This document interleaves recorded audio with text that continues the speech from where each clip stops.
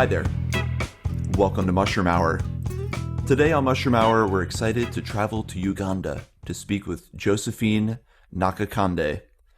Josephine is a founding member of the Environmental Conservation and Agricultural Enhancement Uganda, or better known as Eco-Agric Uganda, and she has been the executive director of the organization since 2018.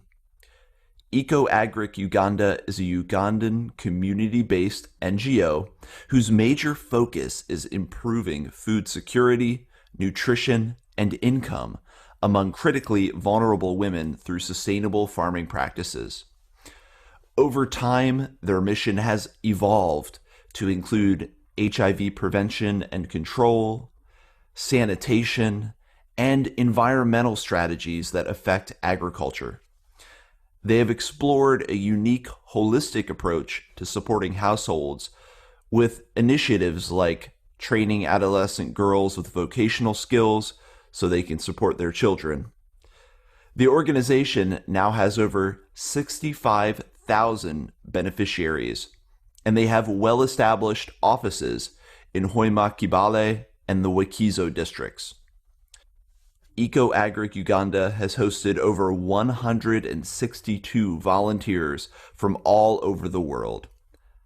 One of Eco-Agric's biggest projects is their mushroom farming project in partnership with the Marr-Munning Trust. Farmers are trained on how to grow and manage mushrooms in their gardens and the materials needed in mushroom production. I'm excited to learn about everything this amazing group is doing to empower farmers, to empower orphans and vulnerable children, and how mushrooms can play a part. Josephine, it's great to have you on the show.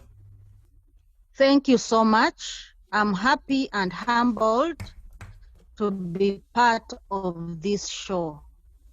Very warm greetings to everyone who is listening in. Well, that is very kind, and truly, it is me who's humbled to have this opportunity to talk with someone who's doing such great work with such an important project there in Uganda. And like you said before the show, there's going to be a lot of different stuff to talk about. But where I want to start is a little bit about your story, Josephine. And I know you have a PhD. I know you helped found Eco-Agric back in 2007. But what are the big moments that led you to developing into where you are today, maybe about your academics and how you helped start Eco-Agric? Thank you so much. Josephine Nakakande is a female Ugandan, aged 46 years, and a daughter to a teacher and a housewife. My mother is a housewife. My father is a retired teacher. Now, it is my background that has shaped my current lifestyle. As a daughter to a teacher and a housewife, this meant that money or resources at home were never enough. I have 3 sisters and 4 brothers, and I'm the second born at home, so I'm the first girl. My mother decided in farming as a source of food for us at home, which she really achieved. Later on, she decided no, she had to go in and do farming as a source of income. And at this moment, I'm glad to tell you that my mother was a researcher because she had to come out and find which crops to grow and when. And that is when she figured out to grow tomatoes during the dry season and cabbages during the wet season. However, for the tomatoes, we really fetched water. We as the children fetched water for the tomatoes because it was a dry season. And then they also had a challenge. They would get a disease that we didn't know at that time that it was tomato blight. Thanks be to God, my mother is so courageous. She never gave up even when she got challenges. Our house at home was made up of mud and grass. It was thatched by using grass, and the walls were made up of mud. So sometimes the roof would leak. And when she bought her chicken, the whole house, she put chicken there, the pullets to lay. So when a mother is doing something at home, everyone is involved, everyone knows mom is doing this. We were really excited. We knew we were picking eggs, we would get money, we would help our mother to anticipate how much money we would get. Then in order to make her customers happy, what she did was to wash the eggs because they were dirty. They got dirty because somehow the rain was going through the roof. She kept the eggs in the house. Of course, we are in tropical conditions. The conditions are warm, and the eggs got rotten. Right. So when she went to sell the eggs were rotten. We never got money. Instead of getting 150,000 Uganda shillings, we only got 8,000. That was a very big disappointment at home. Imagine everyone failing to eat because we've really got disappointed because the eggs are rotten. Nevertheless, my mother never gave up.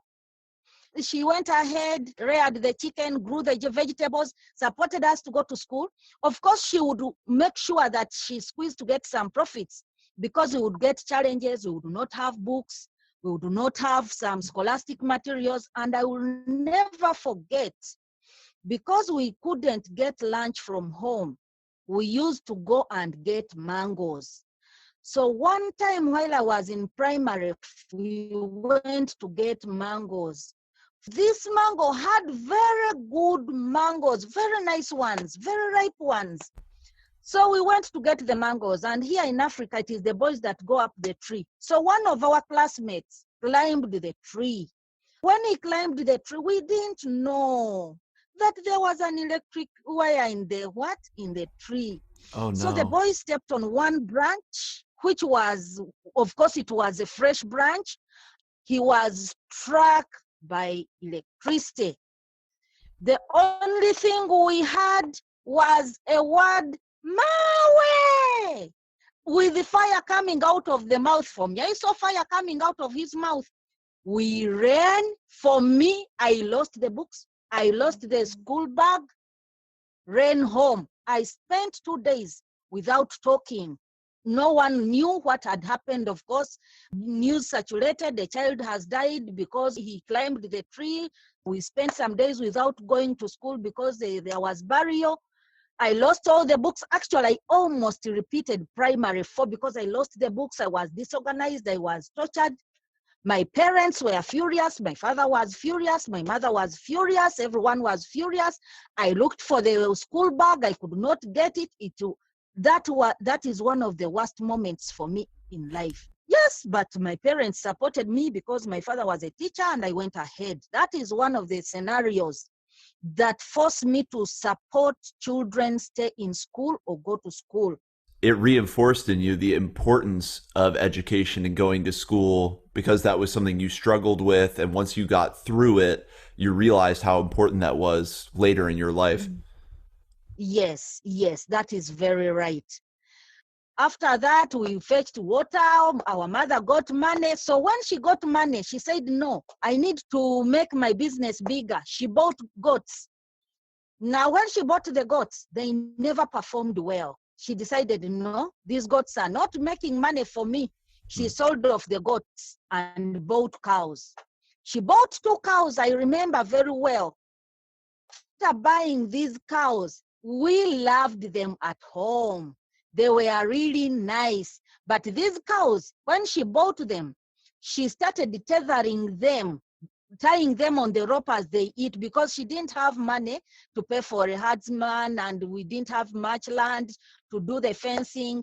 Yes, we got some money. We would use to get money, we would get milk. Now one day, one of the cows, as it was running, it got one of its legs broken. Oh, no. My mother and everyone loved the cow. Everyone told her she needs to sell off the cow because there is no treatment. But since she loved the cow, my mother gave all the paracetamol. Up to now, I ask her, did that drug work? She says yes, because the cow got healed. Now, I went to high school. When I went to high school, the money was not enough, so it was not easy. When you are at home, you can sleep 2-3 people in a bed, you know, but when you're going to a boarding section, everyone is supposed to have his or her own. You can imagine going to the shower. You're supposed to have a towel. It is a shared to have a shower without sandals, barefooted. All the girls came around me. Look at this girl. How are you going to bathe without sandals? I didn't even have a towel. I must confess, I didn't know how to use a towel. So at that moment, some girls that I don't know came, gave me a pair of sandals and a towel. Some even gave me clothes because I didn't have enough. Remember, we are 8 at home. And I went and I studied for 2 years.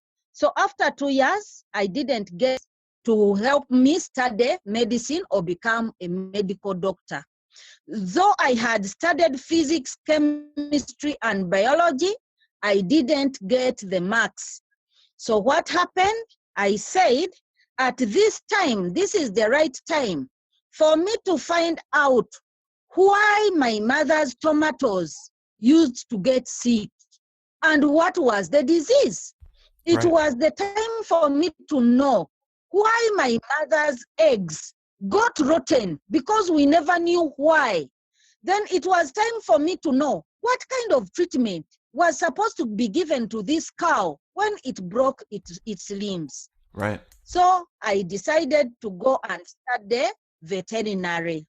When I studied veterinary, that is when I realized that my mother was supposed to get extension services, to get advice from someone, but that person was not there.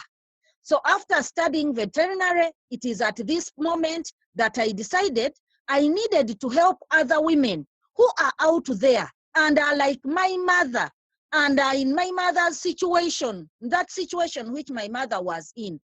Yes, I studied while poor, but when I became a veterinarian, oh my God, I got the money. As I worked, I was employed by the government of Uganda as a civil servant, an assistant animal husbandry officer.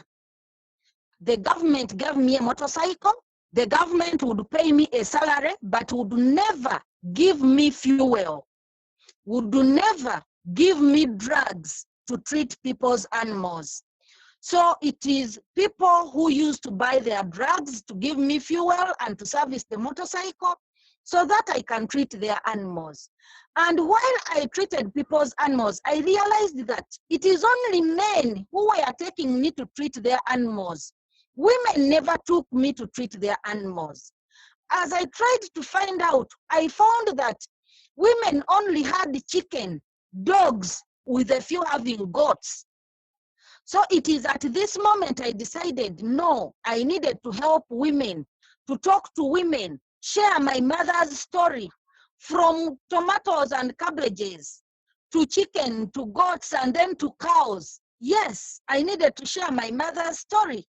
So whenever these men took me to treat their animals, after treating their animals, I would look for the women around and share my story, try to inspire them, try to show them what I went through. The situation your mother was in inspired you to help other women. And it sounds like, and you can tell us, was that story common of women not having the support they needed when it came to farming, when it came to starting their businesses? Is that something that was common in Uganda? Yes, yes, that is what it is. Most of the women never went to school, so they are illiterate. So since they are illiterate, they depend on farming. So they do farming for food and farming for income. And these women never had anyone to give them advice. So after seeing what my mother went through and what was happening, I needed to help other women. who were going through the same situation like my mother. You started helping women on your own, inspired by your mother's story, helping them with farming, helping them with their animals. So I'm guessing that's what led to you helping start Eco-Agric Uganda. I mean, you were already doing this work on your own, so it would make sense you would help start a bigger organization to do it. Tell us a little bit about how you came to help with founding Eco-Agric. So what happened?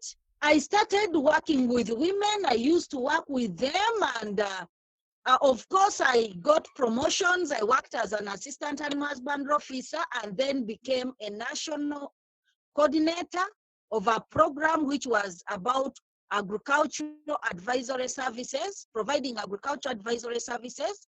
While I implemented that program, I realized I used to do trainings. This program involved the government supporting people to get inputs like coffee seedlings, like maize seed, bean seed, to get inputs for agriculture.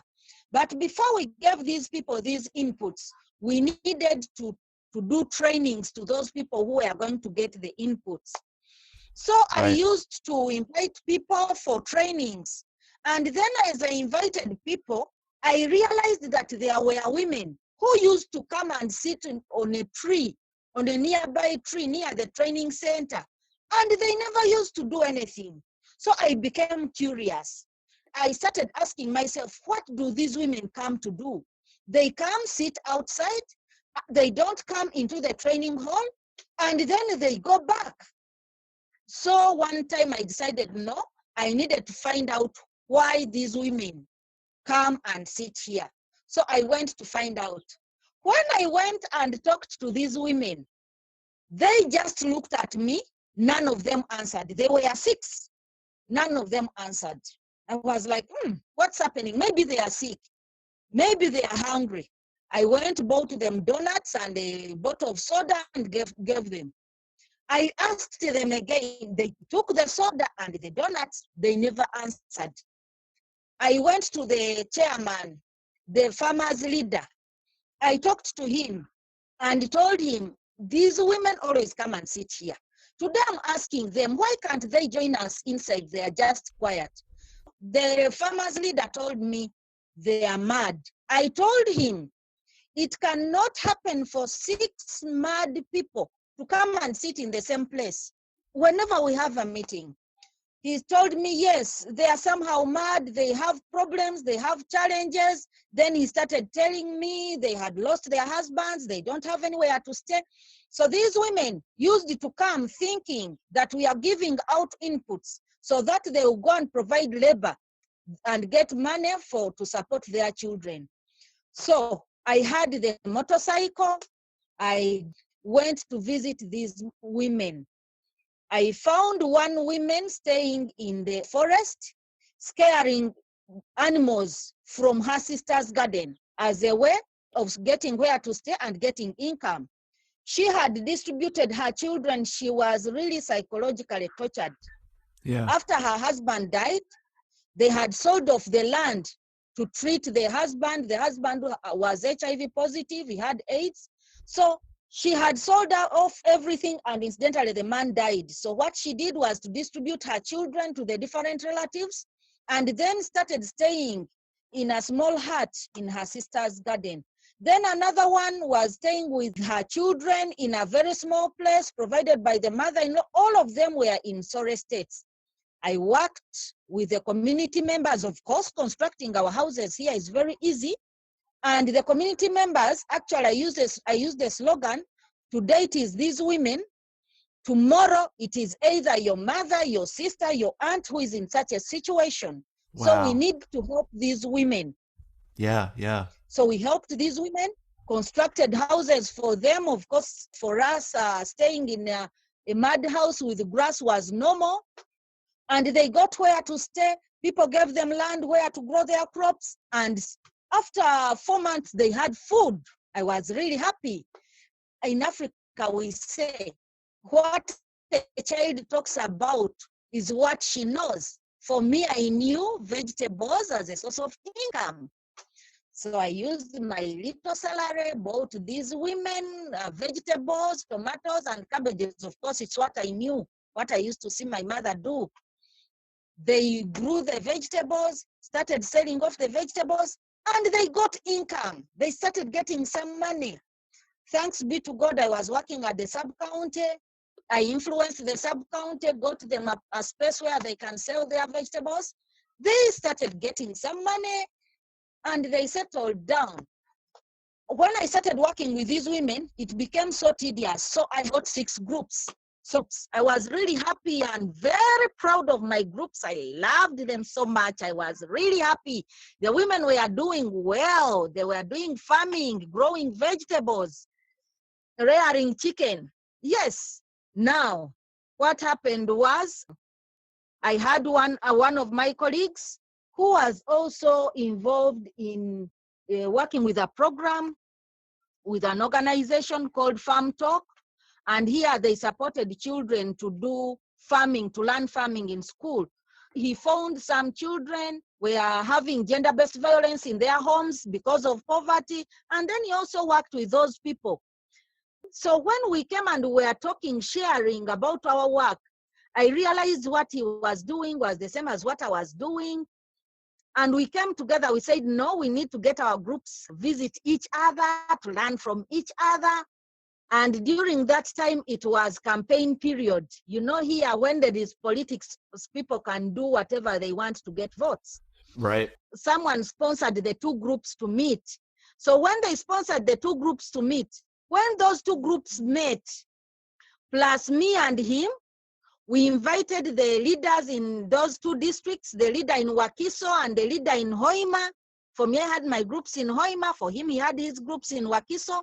He invited the CEO for Wakiso District Farmers Association. I also invited the District Production and Marketing Officer, Hoima, in a celebration to get together. So it is during that celebration we decided that all the members in the groups, in the 6 groups in Hoima, plus the 4 groups in Wakiso, plus we, the 4 technical people, we form a community-based organization so that we can support the people well. So we started by forming a community-based organization. That was in 2007. And yes, that organization was called Environmental Conservation and Agriculture Enhancement Uganda, Eco-Agric Uganda. That's a very inspiring story. And one thing I want to touch on is this theme you brought up of gender-based violence. And it seems like women in Uganda are in a very hard place when it comes to making a living, because they do face the problem of gender-based violence, but they also face the problem of being dismissed, people calling them mad, when it sounds like the women that you first helped, those group of 6 women, they weren't mad, they weren't crazy, they had gone through a very hard life, and they needed someone to You're right. help them. So it sounds like that this is a big problem that women face in Uganda, is some disadvantages and some systemic issues that really make it harder as a woman to be empowered and make their own living. Yes, you're very right. And at that moment, when someone lost a relative or a husband due to HIV/AIDS, there would be discrimination, they would be discriminated, there was no treatment, there was no information. So it was really a hard moment. Yeah, there are so many women who are psychologically tortured. You've been staying with your children, you've been staying with your husband, you've sold off everything, thinking that when the husband gets well, you'll work again and buy another piece of land. Now you're remaining with the children, you don't have anything. Yeah, it is really a tricky situation, a very tricky situation here. And it sounds like it's something that's widespread. So your mission of helping women and starting this big organization really is a solution to this problem. I mean, this is a real way to start fixing some of these bigger issues, is to empowering women economically, right? Yes, empowering them economically is the way to go. It is the best thing. So you got started in 2007, and then was the government involved at all, or was it just your community group that you guys, Farm Talk and the leaders of Hoima and Wakiso, that came together and just formed this organization? Or how did it get funding? Just a little bit about how this organization started, so maybe people who are listening can try to do the same thing where they are.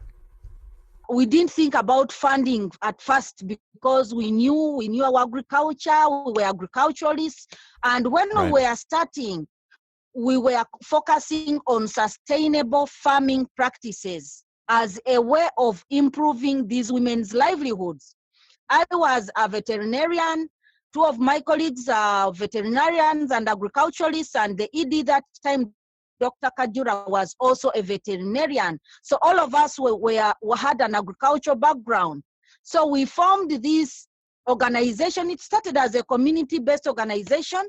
Then incidentally, when people came to learn about it, they started referring people to us. When we went into these households, we found some youth who were not employed. There were girls, and what you know what they have to do is to get pregnant. They are not doing anything. The money at home is not enough for these women to send children to school. So we started by, of course, we would sit and think of innovative ways. So what we did was to get these girls or these youth in these households, take them to the nearby businesses so that they work as they learn. That was the first thing. Another thing was talking to the schools to see that these children who are not in school go to school. But as time went on, there was increased demand. Of course, the government also didn't have. The government was trying, but it didn't have enough resources. It didn't have any way to do it. So the pressure was really hard on us. We also had families. I helped my parents and supported my brothers and sisters to go back to school. They went and studied. So the pressure was high. So as we were still there, still struggling, there came a call for proposal from the Trellis Fund. The Trellis Fund and University of California, Davis, I will say they are our heaven. They were God sent. Someone called Peter Shapland. Oh my God. No one knows how I love the Trellis and University of California, Davis. By the way, I'm even smiling talking about them. You can't believe. And I'm located so close to them, and I didn't know about this connection. And when I started reading your website, I was so happy too. I had a big smile on my face thinking about there's a connection between UC Davis and what you're doing there in Uganda. And the problems you guys were facing were so big, and you had some answers and you were able to help. But I'm sure you felt, like you said, the pressure of all these people needing the help that you could give. So you needed someone to help give you the power, give you the economic resources to start going bigger and bigger and bigger and helping people. Yes. I want to start by saying it is not only the big money that helps. Even the smallest bit you give means a lot. Yeah. Because for us, University of California, Davis, through the Trellis Fund, gave us $2,000. And it is out of the $2,000 that we are supporting all those people that you read. It is out of the $2,000 that we are operating in 3 districts of Uganda. So what happened? There was this call for proposal for Trellis. Trellis was not looking for well-established organizations, no. It was looking for organizations that are just starting. So we pushed in our application. When we pushed in our application, of course, applications take quite some time. Someone called Peter Shapland wrote to me saying that we would give you funding. We wanted a funding of $2,000, as I told you. This funding was not paying for salaries, it was only supporting a project. and it was supporting organic tomato growing. They gave us funding.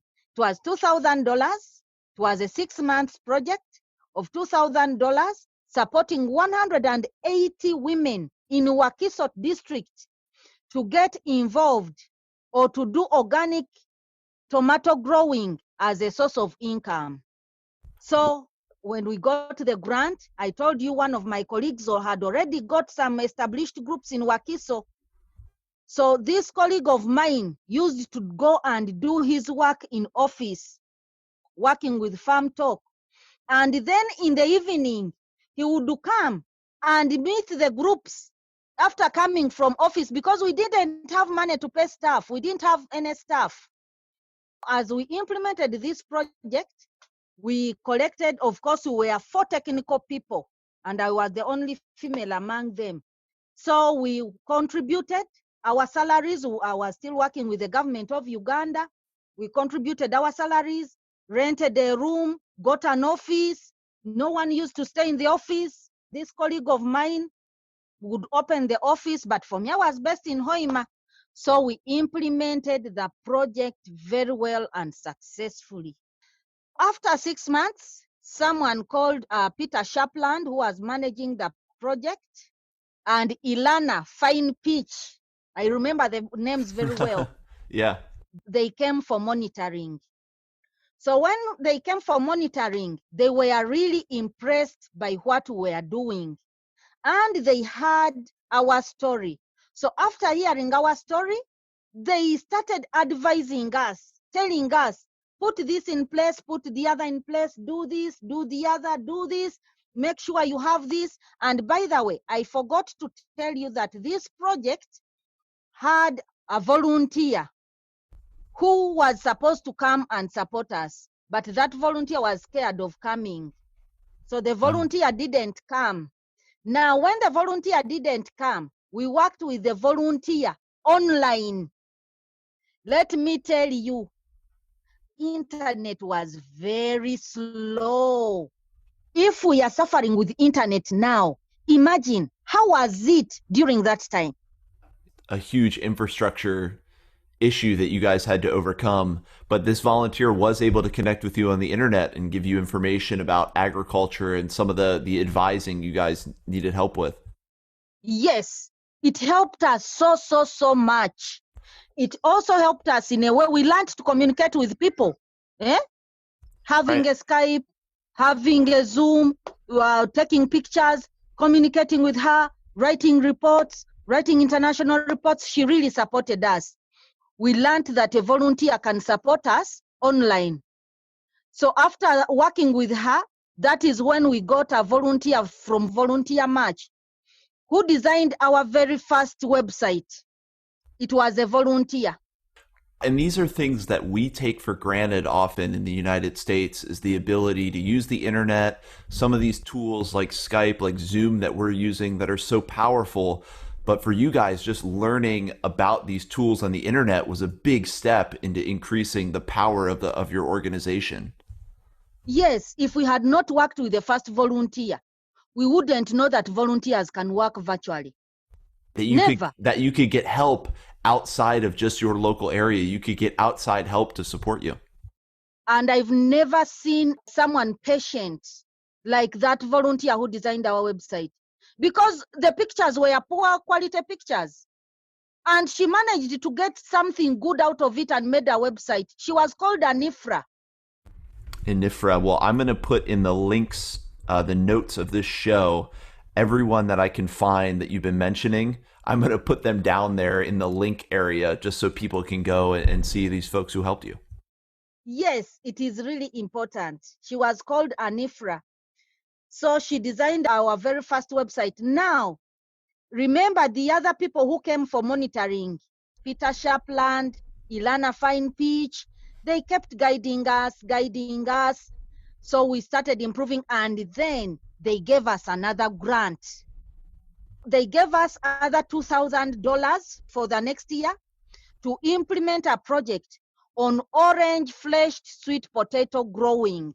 I want to confess, on this Saturday, I was in that community. I went to support them do mushroom growing. And they were telling me about their sweet potatoes we first promoted. They gave me so many sweet potatoes. We initiated them into commercial sweet potato production. That seed, that $2,000 seed of creating sweet potatoes, is still alive and thriving today, making more and more sweet potatoes.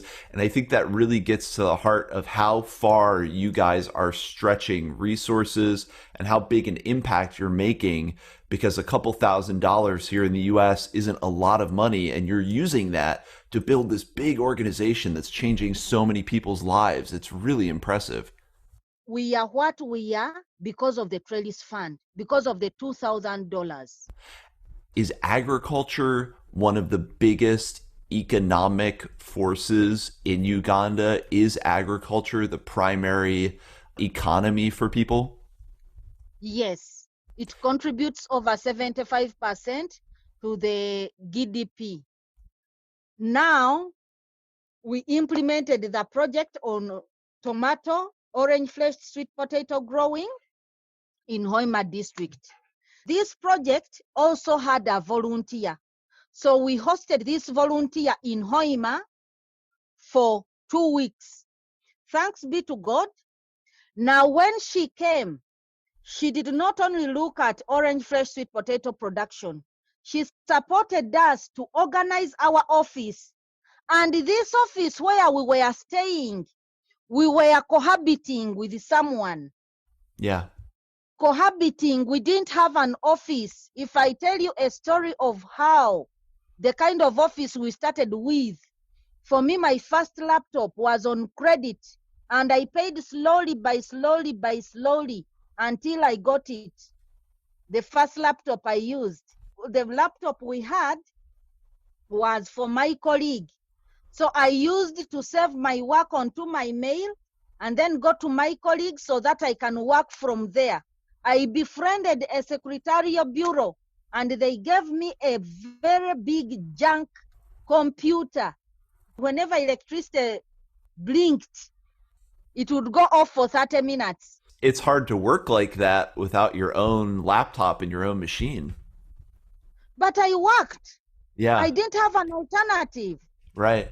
I was cohabiting with someone. Someone has helped me to give me office space. I just had a table and chair, and that was it. You were making the best with what you had. Yes. So what happened? Of course, we as the technical people, we would also start thinking, what do we do to get money? We need to rent. We need to do what? We got our own nursery bed. We started producing tree seedlings that we used to sell, and then we started renting, and then that is where we got money. Anyway, going to the trellis. Yeah. So when this volunteer came, she supported us and prepared us. And it is at this moment, some other organizations like agribusiness initiatives started seeing us. We implemented a project that aimed at commercial beans production, and other donors started seeing us and supporting us.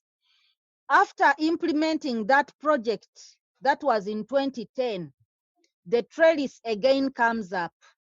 It comes up in 2017 and says that they would like to look at those organizations they supported previously so that they support them again. So at this time, it gives us, was it $6,000 to support us incorporate irrigation into the organic tomato growing, because it is still going on. After that, during in 2019, in March, actually Trellis was the first one to take me to Washington, D.C. Wow, okay. What did you guys do in Washington, D.C.? Oh my God. We did the strategic planning for the trellis. They taught us resource mobilization, and what you're seeing now, if you've seen me on Facebook and Instagram, that is a product of that workshop. Your social media came out of that. Now, my social media, after learning about grant writing, how to look for funds, how should I look for funds, that is when I landed onto another fellowship in Indiana. Okay, so again, in Indiana in the US. Yeah, in Indiana in the US, and in Indiana they trained me on how to use social media. So that is what you're seeing now. I'm glad they did, because I love watching your social media posts and seeing everyone grow mushrooms. So how did the 2019 trip lead into that mushroom project? When we were starting, as I told you, our major focus was on sustainable farming practices. Right. Now, sustainable agriculture production, we had different things. One of our aims is to sustainably improve livelihoods of the critically vulnerable and absolutely poor people, who are majorly the women. We engage these women in income generating activities. Now, among the income generating activities that we promote, we have mushroom growing. Mushroom growing is a good income producing activity there, because mushrooms are more valuable, right? Mushrooms are a good commodity to grow or provide in Uganda. Yes, they are. The story is like this. We got funding from the Vibrant Village Foundation. It is also an American foundation. We got funding to support women in Wakiso, particularly in Chira, to get involved to improve their income through vegetable growing, and mushroom growing was among them. And then they also supported girls to do vocational training through tailoring, hairdressing, and then they also supported children go to school. That was the Vibrant Village Foundation. Now, the mushroom growing, oh my God, we started with button. Can you imagine inviting the women? You prepare everything. You get a trainer. You make the gardens and you don't get anything. A lot of mushroom growing is about failing at first. Oh my God. And we had got in touch with someone who was exporting the button mushroom. Right. We are told it is highly nutritious, it is highly marketable, it is really expensive. We are going to get a lot of money. You can imagine, if you are a trainer, you go through all those processes and you don't get anything. Did you or your team know about mushrooms or about mushroom growing before the Vibrant Village Foundation came in? We didn't know, but we got a trainer. Vibrant Right. Village Foundation supported us get a trainer.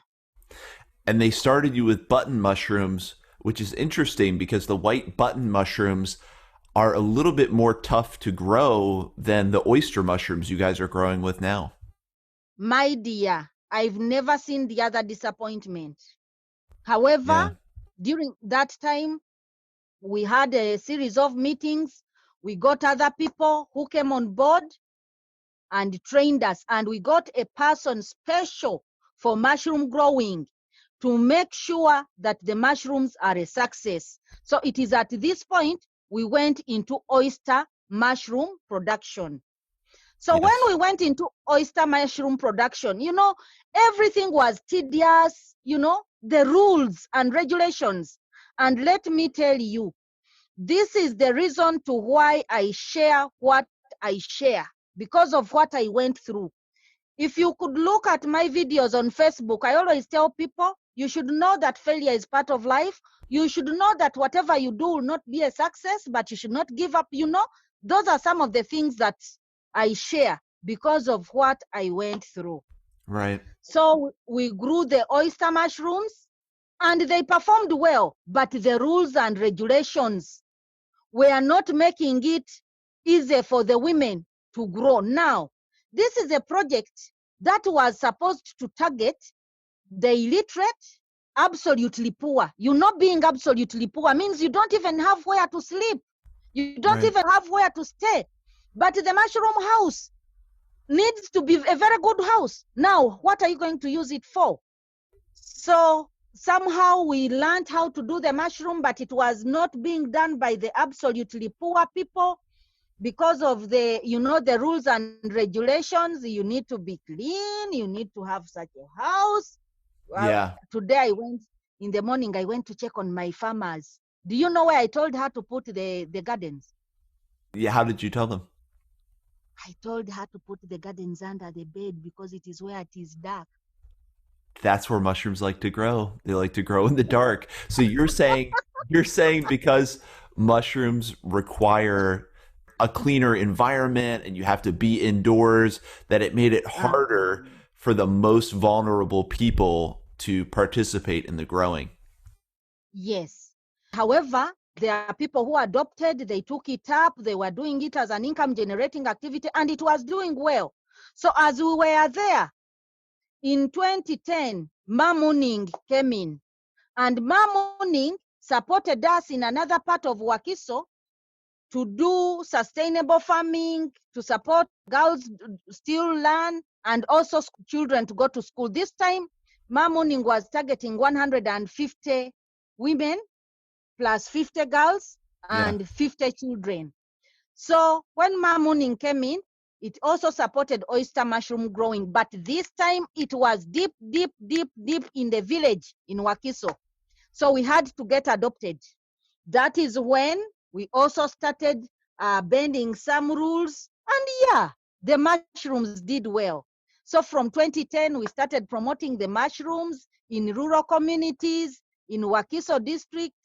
The women made a lot of money. The women were happy, and things moved on well. So we started promoting mushroom growing from then, and women were getting a lot of money and income. And that is how we came into mushroom growing.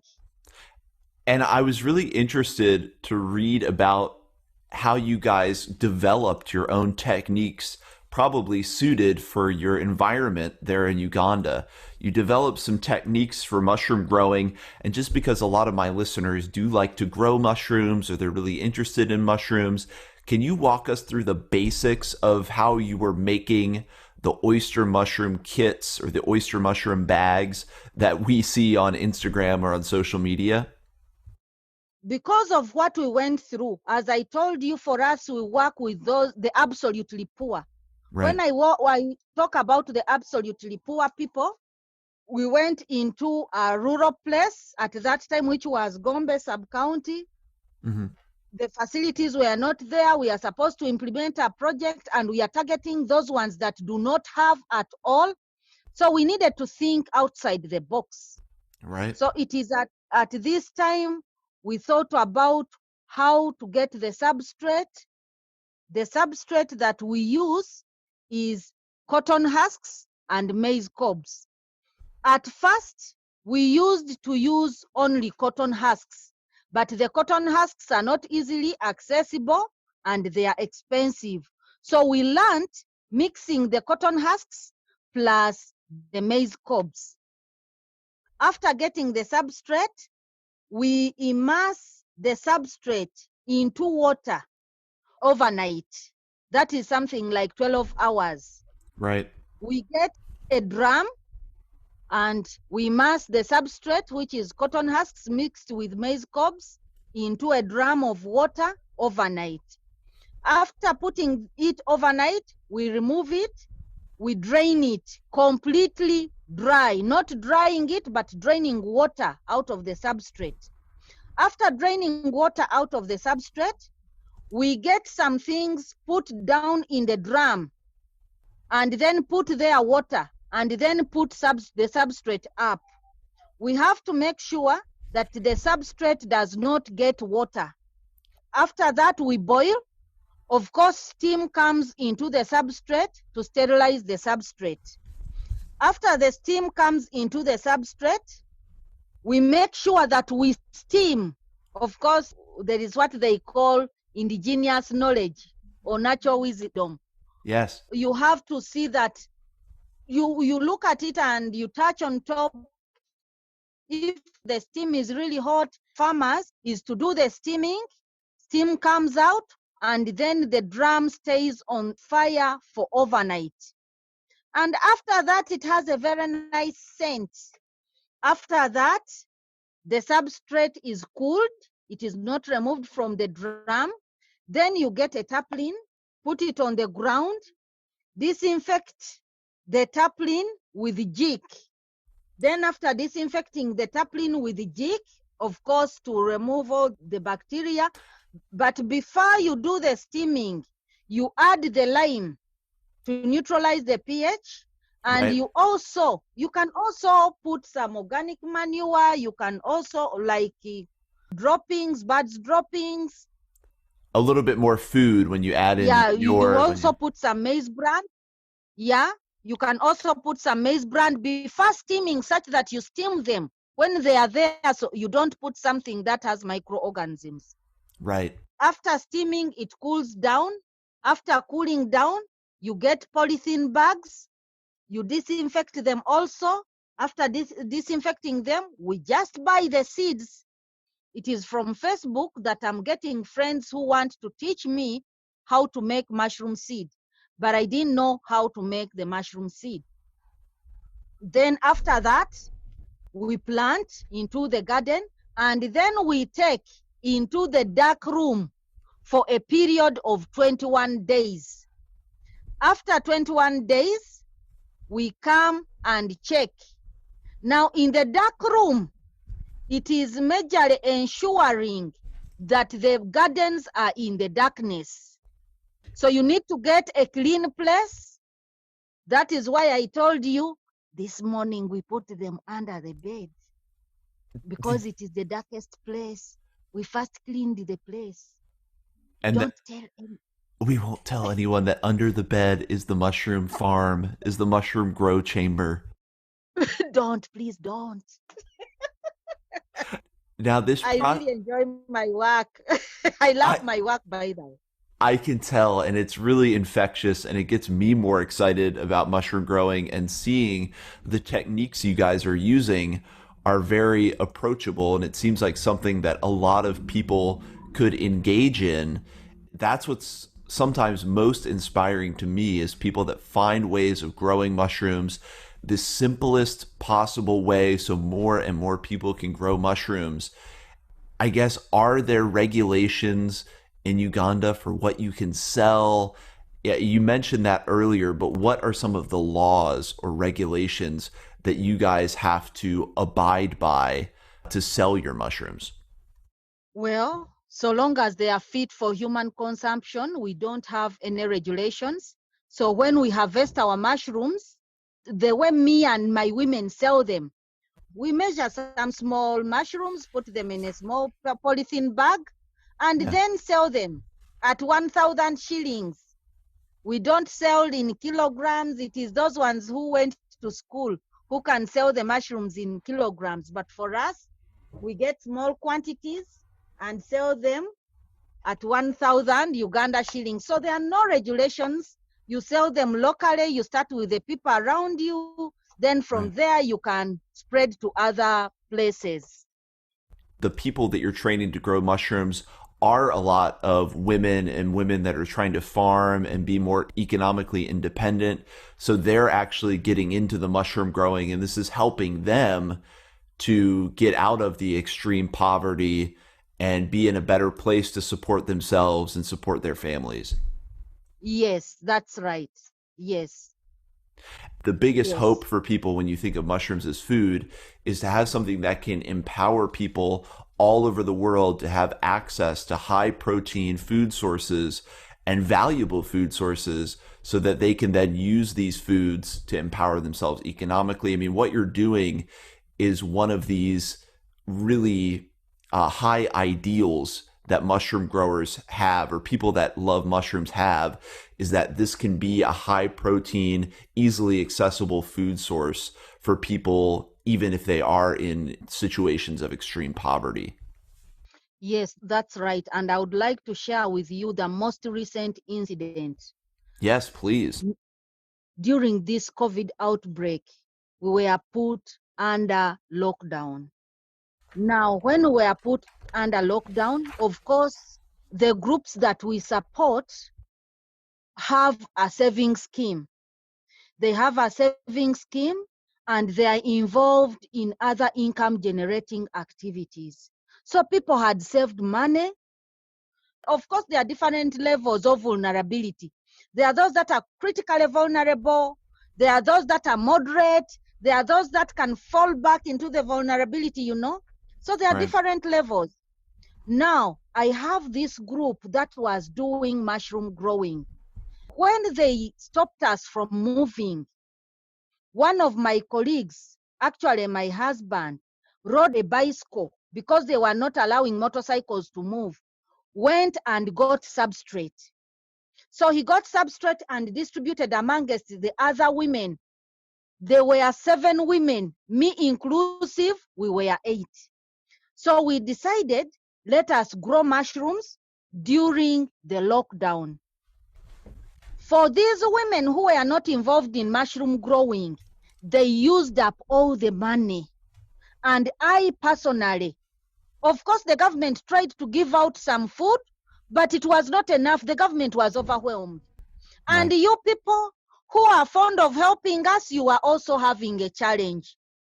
So what I did was to go to a store and talk to the person to give these women, other women, food on credit.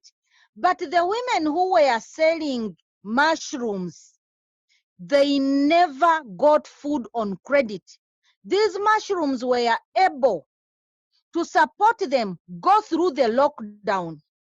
Wow. So it really was a food security and making them more resilient, even through something like the lockdown. I mean, they're already experiencing extreme poverty and situations that are challenging, which the mushrooms are helping them with those situations. And then you talk about a lockdown, the mushrooms are also making sure they have food through the lockdown. Yes. They even sold off. I have one of them. After the lockdown, she went and bought bricks and constructed her house out of the money she got from selling the mushrooms. So a house made of mushrooms. Yes, yes. They were able to eat. They were able to make money. Remember, people are not moving to look for food. So people would book the mushrooms before even they are produced. Because the demand is really high, it sounds like. Yes. There is no substitute. You're not supposed to move. Are there other people besides your organization, the farmers, the women you're working with? Is there a lot of mushroom production and farming in Uganda? Do you think that there could be a lot more mushroom farming and production and that would help?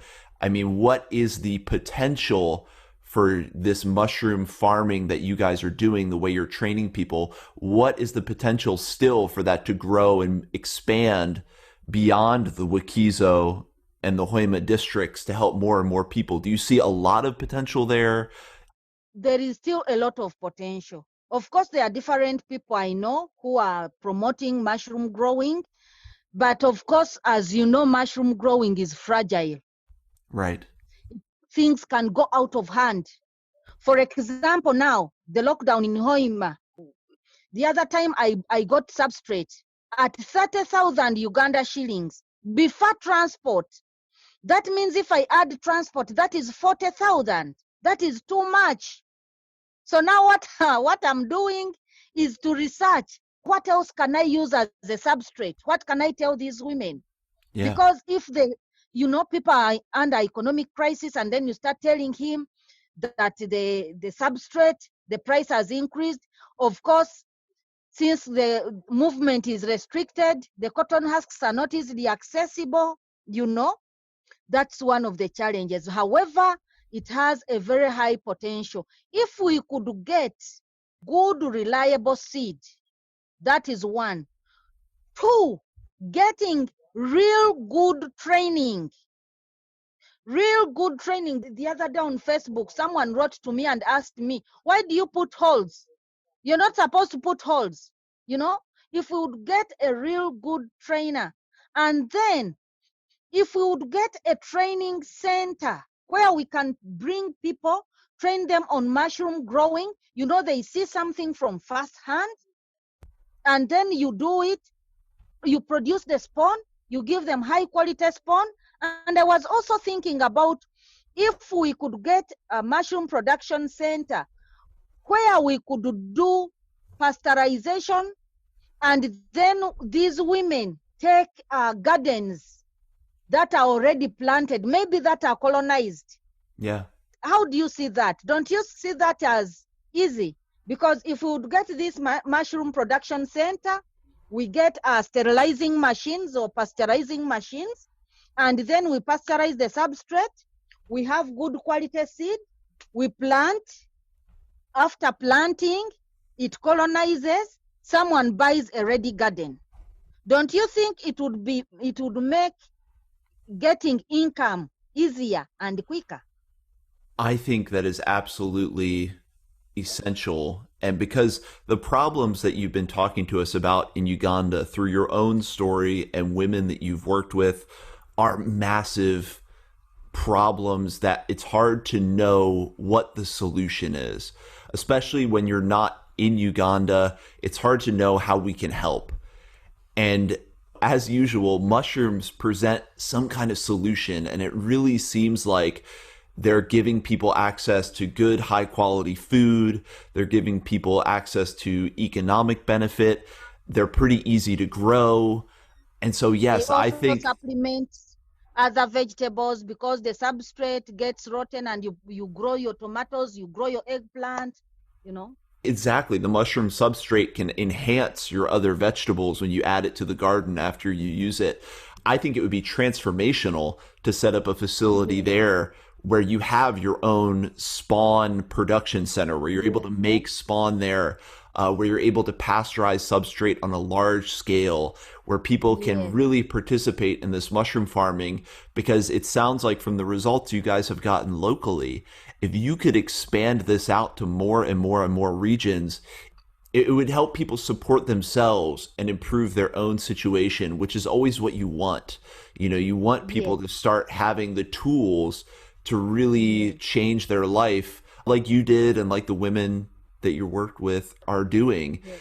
Because a lot of times what we're seeing is you can't rely on big companies. You can't always rely on the government. Wherever you are, here in the US or around the world, more and more we're starting to see that people need to be able to empower themselves and organize themselves and help each other. And what you're doing is such an amazing example of that. And so I do want to talk about how people can support EcoAgric. I do want to make sure we connect all your social media and your emails, because I know there are people listening that have companies that make spawn. There are people that are very knowledgeable mushroom growers. And what better way to contribute to helping mushrooms change the planet? You know, so many people in the US say, you know, mushrooms will save the world. So many of us that love mushrooms and love fungi, we always say mushrooms can save the world. And what you're showing is a way that that really can happen, where mushrooms really can change lives. So I definitely want to connect people with you so they can help your organization. And maybe this can be something that's a model for other groups in Africa, but around the world, to develop models of community organization with mushrooms playing a big role in uplifting people. I mean, it's really, really, really inspiring. But before we do that, what are the next steps that you guys need to take this to a bigger scale to help more and more people? Now, as I've told you, for me, what I would think would support us is helping us establish a mushroom production and training center. This would be a center for high quality spawn. This would be a center where farmers or women can get substrate that is colonized. For example, or even we are having climate change, there is deforestation, okay? So that means even sterilization or pasteurization is a challenge. So if these women would get the substrate colonized, that would be very good. And then value addition, exporting the mushrooms. I know there are people out there who can help us move from spawn production up to exporting. That would help us. That would be giving us a fishing net to do our own fishing, and we catch our own fish. And then we would also help us design a well-defined curriculum, in that when a farmer comes, you train about this, goes through this. For example, there is a lot of maize growing. We can use these maize cobs. Someone brings the maize cobs, they are sterilized. After sterilizing, we put spawn, and that person pays a fee and then takes away the mushrooms. So that is what I would think would help us work, and then would also add some value. Of course, there are some people who have seen and they've come up to see how they can support us.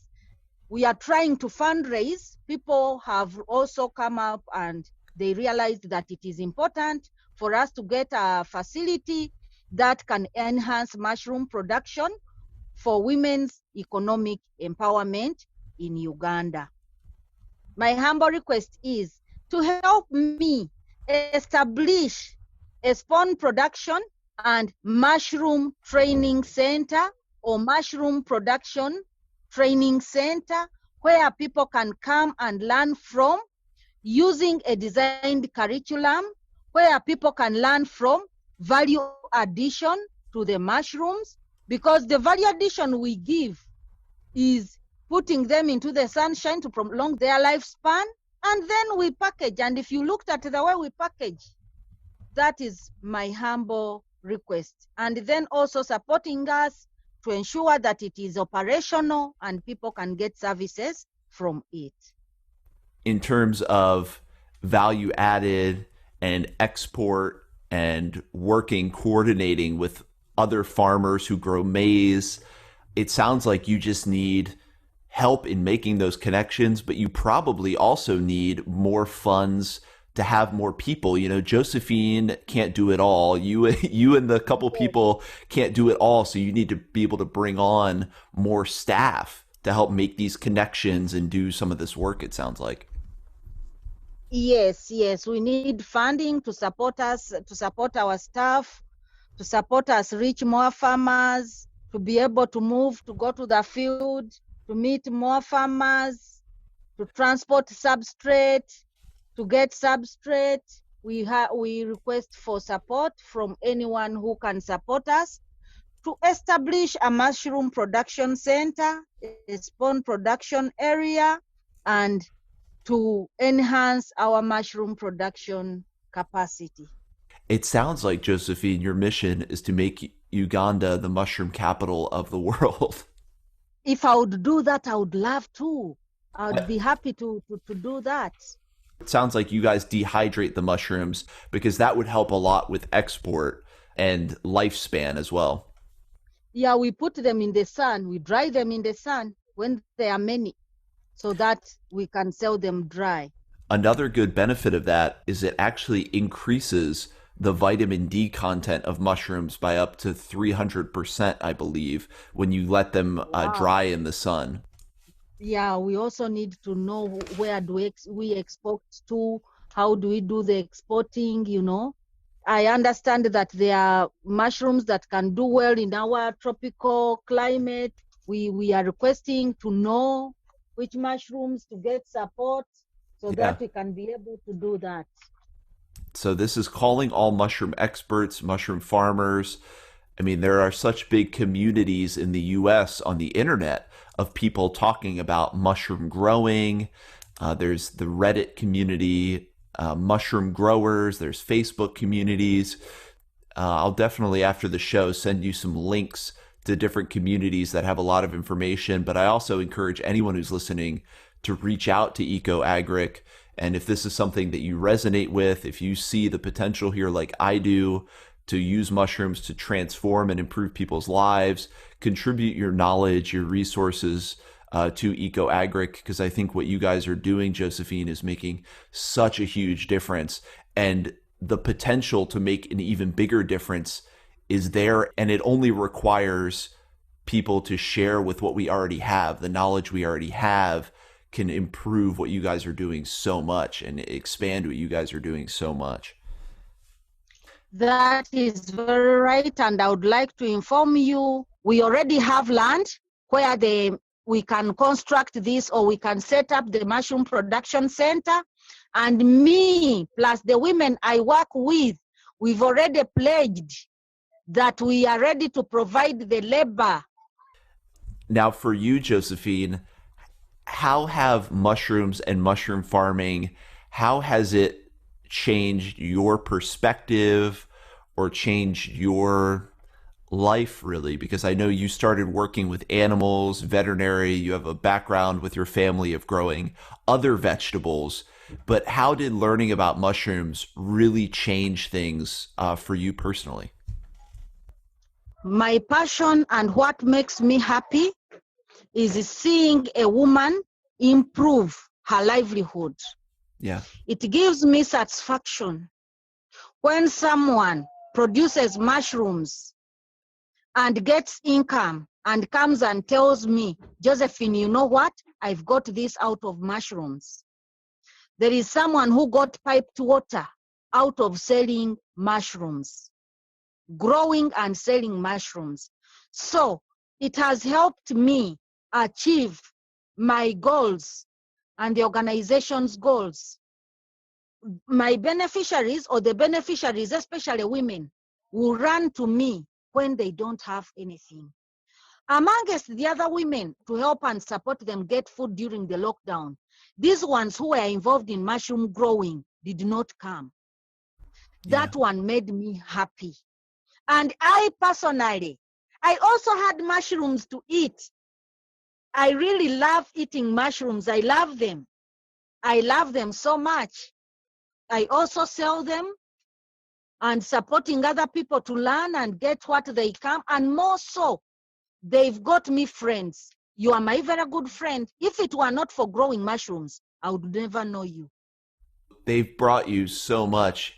And I too am grateful for the mushrooms and the fact that you guys are growing mushrooms, because it did connect us as friends. Yes, and to add on to that, I've been fundraising to support women who were affected by COVID, and to also support some girls. Of course, as I told you, the challenges I went through at school, I know what girls go through. So to support some girls who didn't have sanitary pads, get sanitary pads, and to also support some girls get money to go back to school. I would like to tell you, 80% of the donors have been mushroom growers. That's fantastic. So mushrooms are a tool in your life. They've been a tool of female empowerment. Yes, true. Very true. This whole story is really inspiring. Where can people find more information? I'm going to put all the websites in the notes, but where is the best place for people to find more information about Eco-Agric Uganda and support the project? We have a website, www.ecoagricuganda.org. Someone can send us information through the contact form. That is one. Two, we have a Facebook page, which is Eco-Agric Uganda. I also have my personal Facebook page, which is in the names of Nakakande, Josephine. I'm also on Instagram, which is josephine.ecoagric. Those are the major forms of platforms. I'm also on Twitter, which is Eco-Agric Uganda. Thank you so much. Well, thank you for coming on and sharing so much of this story. You're a great storyteller. You're a great speaker. So I'm definitely excited to have more episodes and talk more and more about what you guys are doing, because we've focused on mushroom growing because this is Mushroom Hour and it's done a lot. But I know that Eco-Agric is doing a lot of other programs when it comes to supporting education, when it comes to vocational training. And I guess one of my main questions was, do you see uplifting the women and uplifting the children as really the center of creating a better and better country, as it were. Yes, empowering women is one of the most important things in economic development, because for me, when I get a challenge, of course, I'll think about my husband, but I cannot throw away my children. Right. You remember those women that supported Eco-Agric Uganda? They used to come to the sub-county headquarters to beg so that they can support their children. You can see how my mother struggled to support my father's income to ensure that we go to school.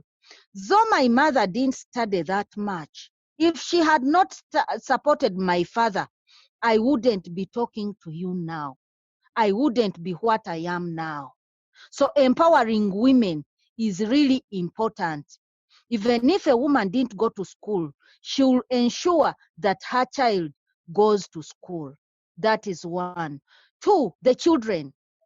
We also say that the children, if there are younger trees in the forest, then that forest will be there tomorrow.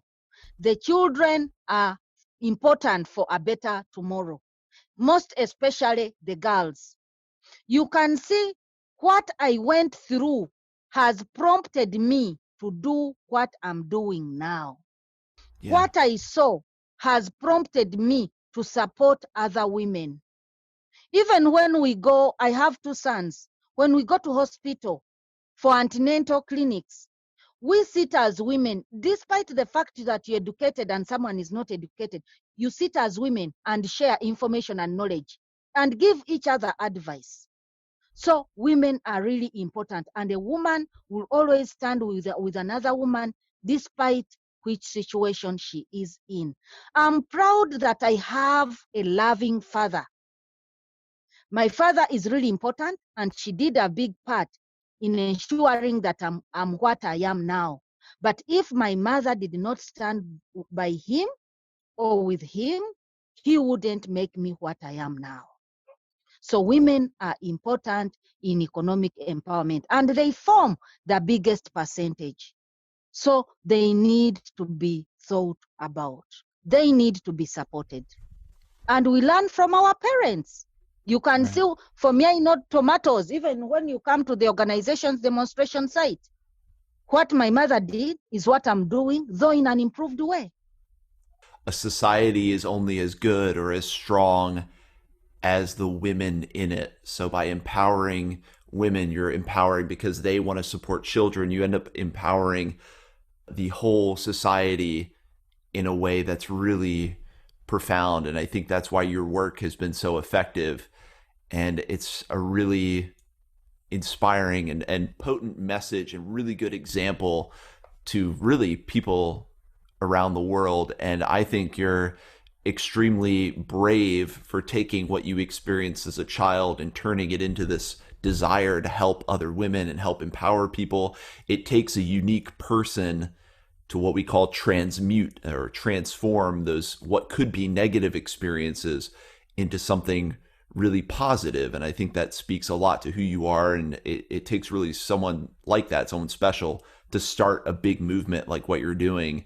And now I really encourage all my listeners to go and support and help in any way you can, because I think it's something that's doing so much good in the world. And on the website, is there a place where people can donate and contribute as well? Through Giving Way and Angels for Angels. Angels for Angels is our fiscal sponsor for those ones who are in the US.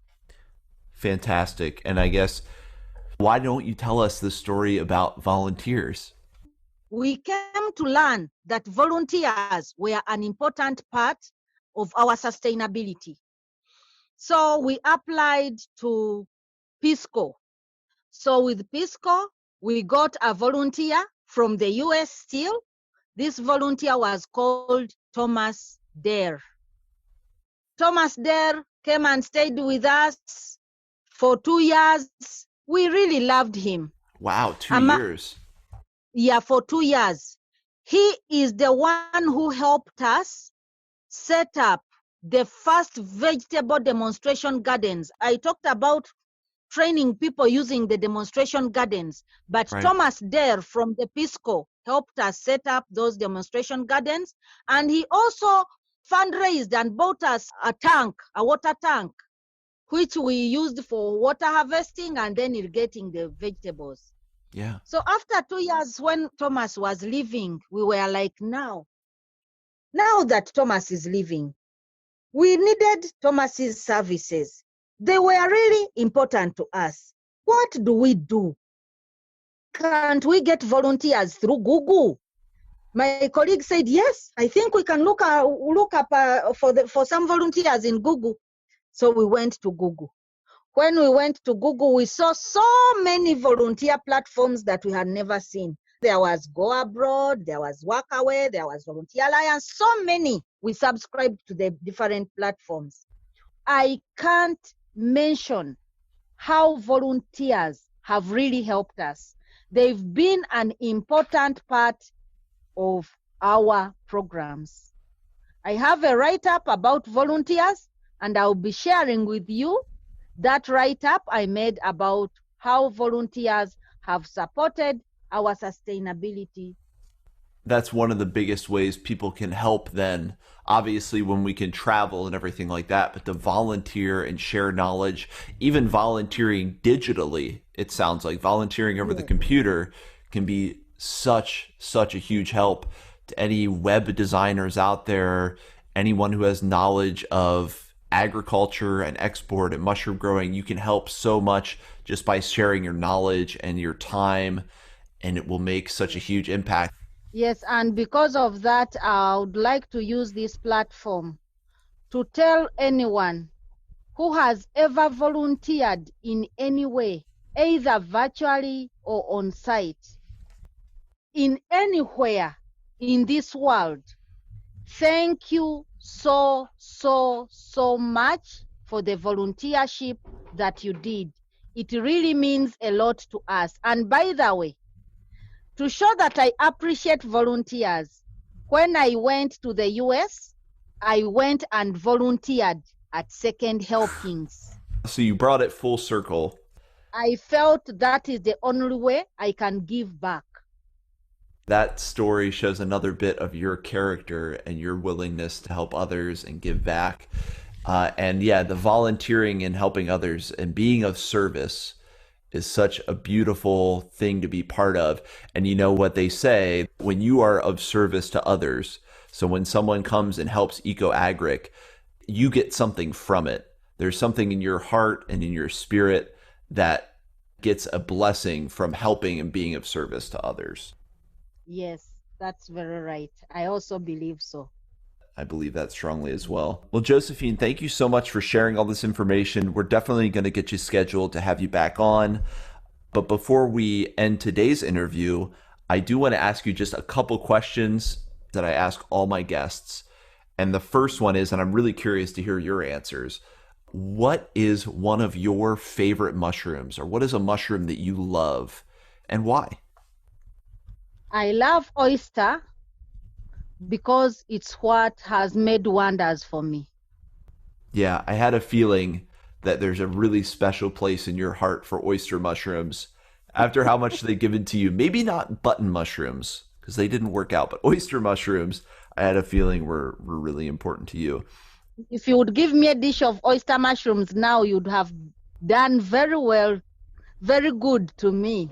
That's an easy way to be friends with Josephine, is give her a plate of oyster mushrooms.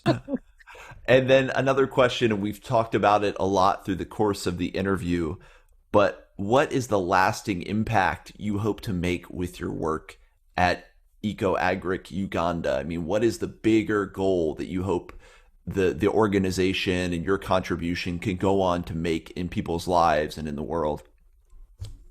In regards to mushroom, I would like to have a mushroom production center whereby even if I go away, it will continue supporting other people, earn a living, get income from mushroom production. That would be a fantastic legacy to leave behind. Yes. Is a system of mushroom empowerment. And I have to know, are there any wild mushrooms in Uganda? And have you ever gone to look for mushrooms in the wild? That's what I love to do, is looking for wild mushrooms and foraging. But what is that like in Uganda? Yes, we do look for mushroom. Now that we are losing all the biodiversity, we no longer look for them. We used to go and look for them in the bush. There, I don't know the names, but we have wild mushrooms that are edible, and we used to go and look for them while we were still young. But then there is a certain kind of mushrooms, a cultural kind of mushrooms called obutiko obubala. It has cultural implications that when I was getting married, it was involved in the dishes, in one of the dishes that was prepared for my husband. So when it is prepared, so when you're marrying someone and it is prepared for your husband, you'll stay there. You'll never separate, by the way. You'll never break up. Oh, so that's really important. We need that mushroom. We believe so. So, and it is prepared by your mother. So obutiko obubala is prepared with a certain kind of meat and vegetables mixed together. So if it is prepared by your mother and she prepares it culturally, you'll never break up with your husband. So it has so many cultural implications.